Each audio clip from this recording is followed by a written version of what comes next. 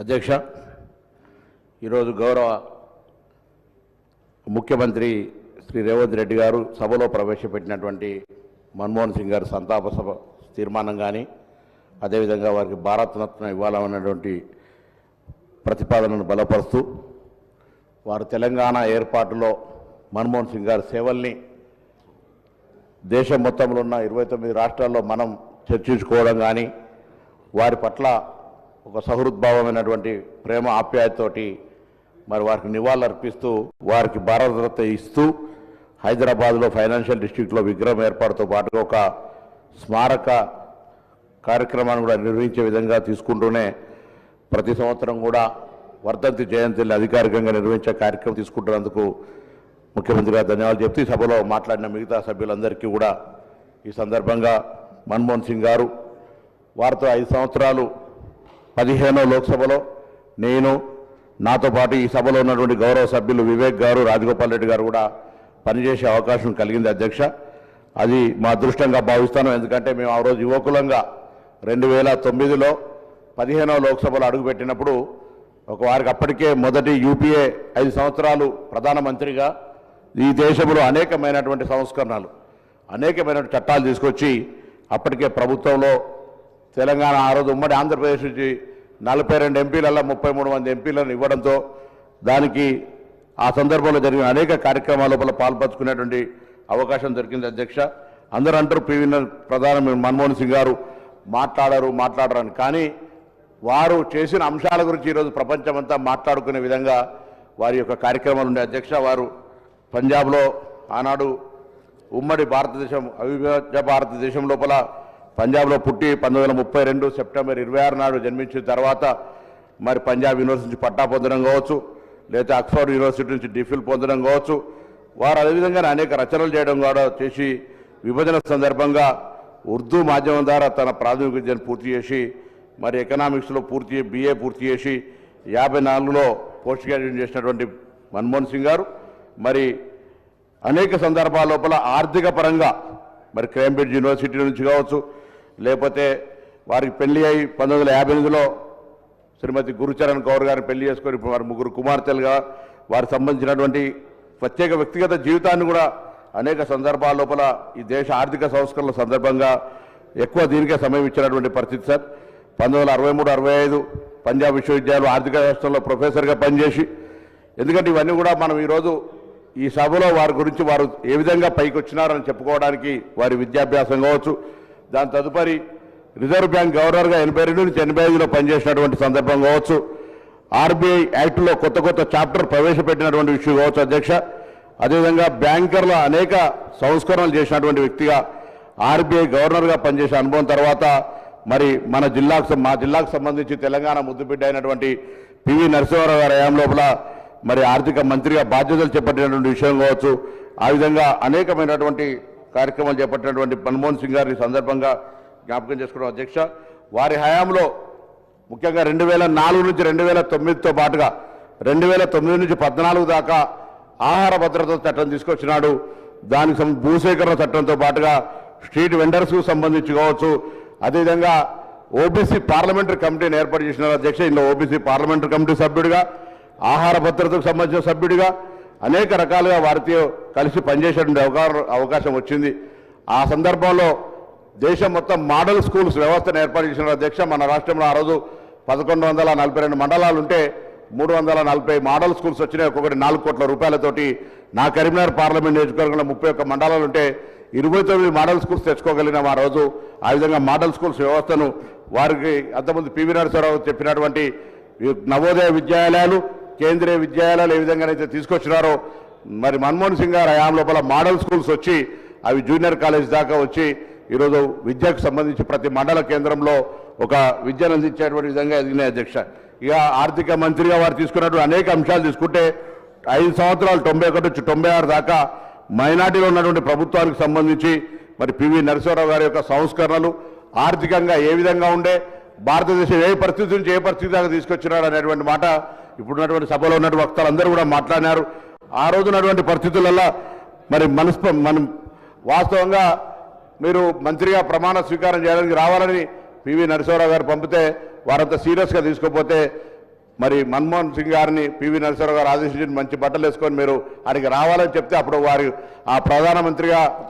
ఆదేశాన్ని తీసుకొని మంత్రిగా ప్రమాణ స్వీకారం చేసి ఇంతకుముందు చెప్పినట్టుగా రాజకీయాలకు సంబంధం లేకున్నప్పటికీ కూడా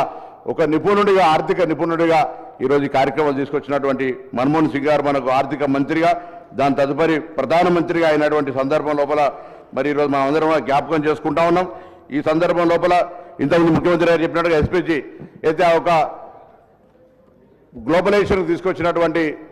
పద్ధతి ఉందో దాని ద్వారా ఈ దేశం ఇంత పెద్ద ఎత్తున మనం విస్తరించుకోగలుగుతా ఉన్నాం. ఆర్థికంగా మనం ముందుకు పోతున్నటువంటి సందర్భం లోపల మరి ఇవన్నీ మననం చేసుకుంటున్నామనే మాట మనం చేస్తూ వారు అన్నిటికంటే ఎక్కువ ఉపాధి హామీ చట్టం దాంతో పాటుగా ప్రభుత్వం నిర్ణయాలకు సంబంధించి ఎవరైనా పారదర్శకంగా ఆ నిర్ణయం మీద సమాచారం తెలుసుకునేటువంటి రైట్ టు ఇన్ఫర్మేషన్ యాక్ట్ ఇది ఏ రాజకీయ నాయకుడు ఏ ప్రపంచంలో ఎవరు కూడా ధైర్యం చేయని విధంగా దాని తర్వాత సరే రాజకీయాల సంబంధం లేదు రాజకీయాలు దానికి ఏ విధంగా నీరుగార్చులు అనేటువంటి చర్చ ఇప్పుడు అవసరం లేదు కానీ ఆర్టీఐ యాక్ట్ తీసుకొచ్చి పారదర్శకతకు సంబంధించి ఒక పెద్ద గొప్ప పేరు తీసుకొచ్చుకున్న వ్యక్తి ఆ విధంగా మరి ఆర్టీఐ యాక్ట్ని తీసుకొచ్చడం అదేవిధంగా భూసేకరణకు సంబంధించి కావచ్చు లేదా ఫుడ్ ఫర్ యాక్ట్ ఆహార భద్రత కావచ్చు లేదా జాతీయ ఈ యొక్క 72,000 కోట్ల రూపాయల రుణమాఫీ ఆ రోజు 12,000 కోట్ల రూపాయలు ఆంధ్రప్రదేశ్కే మాఫీ అనే సంగతి కావచ్చు ఆ విధంగా 1894లో అప్పటి చట్టాలను మార్చి 2013లో భూసేకరణ చట్టం కావచ్చు ఈ విధంగా చారిత్రాత్మకంగా అనేకమైనటువంటి చట్టాలు తీసుకోవడంతో పాటుగా ప్రత్యేకంగా తెలంగాణకు సంబంధించి ఈరోజు మనం మాట్లాడుకుంటున్నటువంటి రాజధాని హైదరాబాద్ సంబంధించినటువంటితో సహా తెలంగాణ ఇవ్వడానికి వారు ఏ విధంగా సమయస్ఫూర్తి చూపెట్టి హైదరాబాద్తో సహా తెలంగాణ ఇవ్వడానికి వారు చూపెట్టినటువంటి కావచ్చు ఆ రోజు మనకు సంబంధించిన మెట్రో రైలు కావచ్చు లేదా హైదరాబాద్లో ఉన్నటువంటి ఆనాడు ఔటర్ రింగ్ రోడ్డుకు సంబంధించి మరి ప్రపంచ బ్యాంక్ నిధులతోటి ఇవ్వడం కావచ్చు ఈ విధంగా ఒక్కొక్క ప్రతి హైదరాబాద్ నగరానికి సంబంధించిన అభివృద్ధి విషయం లోపల కూడా తెలంగాణ అభివృద్ధికి సంబంధించిన విషయం లోపల వారు ఒక్కొక్క గొప్ప విషయం అనేది మాట సందర్భంగా మార్చేస్తూ మరి వ్యూహాత్మక దృక్పథం రాజకీయ ధైర్యం లేకుండా భారతదేశ అపూర్వ సహకారం సాధ్యమయ్యేది కాదు అని మన్మోహన్ సింగ్ గారు లేకుంటే సాధ్యమయ్యేది కాదని అమెరికా అధ్యక్షుడు ఒబామా గారు జో బైడెన్ గారు అన్నారు. అదేవిధంగా భారత తన ప్రముఖ కుమారులు ఒకరిని కోల్పోయిందని ఆఫ్ఘనిస్తాన్ మాజీ అధ్యక్షుడు హమీద్ కర్నాయ్ గారు కూడా తెలిపారు. ఈ విధంగా ప్రపంచం మొత్తంగా వారి మరణం పట్ల తీవ్ర సంతాపాన్ని వ్యక్తం చేసినటువంటి సంతాపం 33 ఏళ్ళు రాజ్యసభ సభ్యుడిగా వివిధ సందర్భాల్లో భారతదేశానికి సంబంధించిన రాజకీయ జీవితాల్లో సేవ చేసినప్పుడు మొన్న కూడా 90 సంవత్సరాల వయసులో కూడా వీల్ చైర్లో వచ్చి కూడా రాజ్యసభలో ఒక సందర్భం అయితే ప్రజాస్వామ్యాన్ని కాపాడడానికి ఓటేసినటువంటి వ్యక్తి వయసుతో సంబంధం లేకుండా ఎప్పుడు ఎందుకంటే 5 సంవత్సరాలు అనేక సందర్భాల్లో తెలంగాణ ఉద్యమానికి సంబంధించి అది ఉభయ సభలను ఉద్దేశించి రాష్ట్రపతి ప్రసంగించే సభ కావచ్చు లేదా ఇంకొక సభ కావచ్చు అనేక సందర్భాల్లో తెలంగాణ కావాలని ఆనాడు పార్లమెంట్ సభ్యులందరం మరి మాట్లాడే సందర్భం ఉద్యమించే సందర్భం లోపల అనేక సందర్భాల్లో ప్రధానమంత్రిగా వారు మమ్మల్ని పిలిచి అనేక కోర్ కమిటీ అప్పుడు ఉండేటువంటి ఒక 4 సభ్యుల మరి ముఖ్య నాయకులకు సంబంధించి అనేక సందర్భాల్లో తెలంగాణ ఏర్పాటు పట్ల వారు ఒక సానుకూలమైన వైఖరి అవలంబించేవారు. ఆ విధంగా 5 సంవత్సరాలు మేము వారితో కలిసి వారి దగ్గర ఎందుకంటే యువకులుగా రాజకీయాల్లో ప్రజాస్వామ్య విలువల్ని ప్రజాస్వామ్యం ఏ విధంగా ఉండాలి అనేటువంటి మాటలను నేర్చుకోవడం కాకుండా ప్రజా సమస్యలను ఏ విధంగా మాట్లాడాలి ప్రజా సమస్యలకు ఏ విధంగా ఇది అత్యున్నతమైనటువంటి పార్లమెంటు వేదికను ఏ విధంగా వినియోగించుకోవాలనేటువంటి మార్గదర్శకత్వం చేసినటువంటి వ్యక్తి అనే మాట సందర్భంగా మనం చేస్తాం. అధ్యక్ష వారు ప్రధానమంత్రి గారు పివి నరసింహారావు గారు ఉన్నప్పుడే ఆ యొక్క గ్రామం వంగరకు ప్రాతినిధ్యం వహిస్తారని చెప్పినప్పుడు తప్పకుండా ఈ ప్రాంతం అభివృద్ధి కావాలనే ఆలోచనతో కూడా అనేక సందర్భాల్లో సహకారం ఉండేటువంటి వారి ఆశీర్వచనంతో జిల్లాలో కరీంనగర్తో పాటుగా సిరిసిల్లలో 2 కేంద్రీయ విద్యాలయాలు తెచ్చుకోగలిగాం. అదేవిధంగా అనేక కార్యక్రమాలు మరి ప్రత్యేకించి నియోజకవర్గమే కాదు తెలంగాణ అభివృద్ధికి కూడా ఆ రోజు పార్లమెంట్ ఎంపీల కన్వీనర్గా ఉండి అందరం కూడా కలిసి తెలంగాణ ప్రయోజనాలకు సంబంధించి అనేక కార్యక్రమాలు తీసుకొచ్చేవారు. సరే జైపాల్ రెడ్డి గారు లేరు మధ్యలో జైపాల్ రెడ్డి గారు కానీ ఆనాడు తెలంగాణ నుంచి ప్రాతినిధ్యం వహిస్తున్న మంత్రులు కానీ సహచర పార్లమెంట్ సభ్యులు కానీ అందరూ కూడా మరి మన్మోహన్ సింగ్ గారితో తెలంగాణ ప్రయోజనాలకు సంబంధించి అనేక సందర్భాల్లో చర్చ చేసినారు. అధ్యక్ష ఏది ఏమైనా దయచేసి ఇలా ఈ సందర్భంగా రాజకీయాలు మాట్లాడకపోతే బాధ కలిగించింది. రాజకీయాలకు సంబంధం అంటే ఇలా ఒక మాట వాళ్ళకు జవాబు చెప్పేటువంటి ఒక చిన్న వర్గం మాత్రమే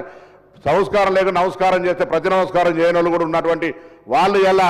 మన్మోహన్ సింగ్ లాంటి వ్యక్తి గురించి మాట్లాడుతుంటే తప్పనిపిస్తుంది సార్. మన్మోహన్ సింగ్ గారు ఇంకే సందర్భమైనా కూడా దయచేసి మన్మోహన్ సింగ్ గారికి సంబంధించి సంతాప సభ సంతాప తీర్మానం పెట్టుకొని వారిని గౌరవిస్తూ ఈ సభ తెలంగాణ రాష్ట్ర ఏర్పాటులో వారికి పాత్రను వారి యొక్క చొరవ వారు ఆ రోజు రాజ్యసభలో బిల్ పాస్ కాకుండా ఉంటుంటే వెంకయ్య నాయుడు గారిని అదేవిధంగా అద్వానీ గారిని బ్రేక్ఫాస్ట్కి పిలిచి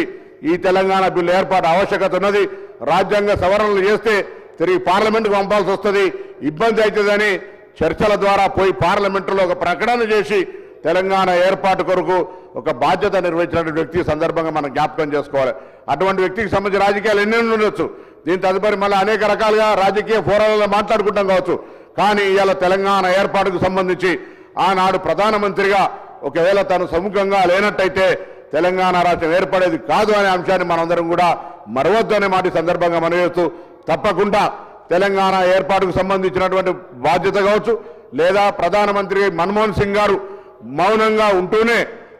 వారి యొక్క ఇచ్చినటువంటి నిర్ణయాలు ఇవాళ ప్రతి రాజకీయ పార్టీ ప్రతి ప్రభుత్వం అమలు చేసి ఈ దేశ నిర్మాణంలో ఉపయోగించుకుంటున్నటువంటి అంశం కావచ్చు, ఆధార్ కార్డు కావచ్చు, ఇతరత్ర అనేక రకాలుగా అవన్నిటిని మనం జ్ఞాపకం చేసుకుంటూ ఈ సభ ద్వారా వారితోటి 5 సంవత్సరాలు కలిసి పనిచేసినటువంటి అనుభవం దృష్టిలో ఉంచుకొని వారికి హృదయపూర్వకంగా నివాళులు అర్పిస్తూ వారి కుటుంబ సభ్యులందరికీ కూడా సంతాపాన్ని తెలియజేస్తూ మరి గౌరవ ముఖ్యమంత్రి గారు సభానాయకుడిగా ప్రవేశపెట్టినటువంటి తీర్మానాన్ని ఆమోదిస్తూ మిగతా సభ్యుల సూచనలన్నీ కూడా పరిగణలోకి తీసుకొని వారి ఘనంగా ఈ సభ నివాళులు అర్పిస్తుందనే మాట మనం చేస్తూ సెలవు తీసుకుంటున్నాం. అధ్యక్ష గౌరవ మంత్రివర్యులు